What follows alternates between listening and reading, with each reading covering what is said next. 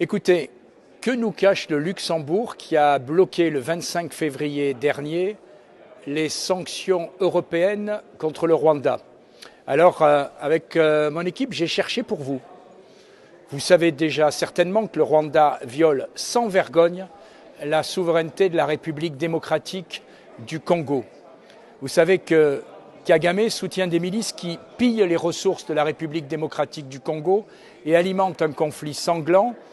Et que fait l'Union européenne dans tout ça? Eh bien, au Parlement européen, nous avons enfin voté au Parlement à une très large majorité une résolution le 13 février dernier, justement sur la République démocratique du Congo. Et que disait cette résolution? Eh bien, elle était claire.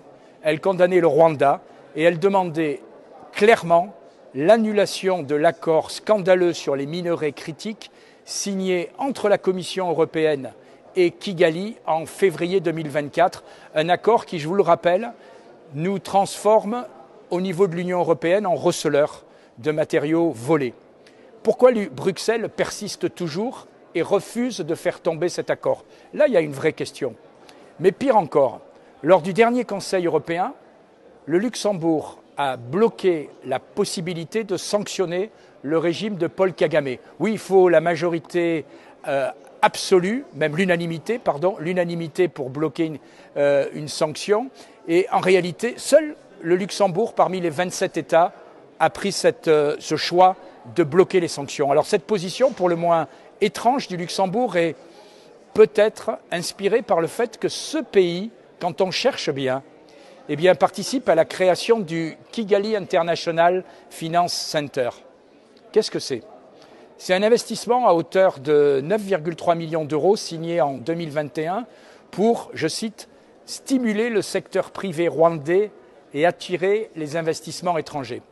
Pour piloter ce projet, on retrouve Tidjane Thiam, ancien de chez McKinsey, super banquier international, qui, grâce à l'expertise bancaire luxembourgeoise, participe en réalité à une opération de blanchiment d'images pour un régime sanguinaire qui prospère et s'enrichit sur le chaos régional, l'exploitation illégale des richesses congolaises et massacre des populations de l'Est de la République démocratique du Congo, et cela depuis des années.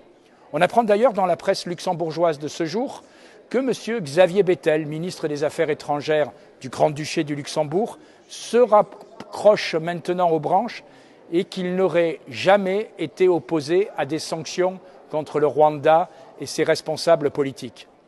Donc acte.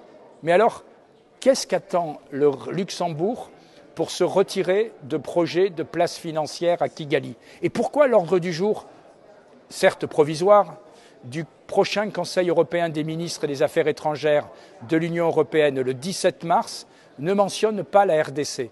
Je ne cesse de le répéter, l'Europe a trop attendu sur ce dossier, nous devons agir et vite. En République démocratique, il faut sauver des vies. Il faut mettre fin à la guerre, à la misère qu'elle entraîne dans les populations.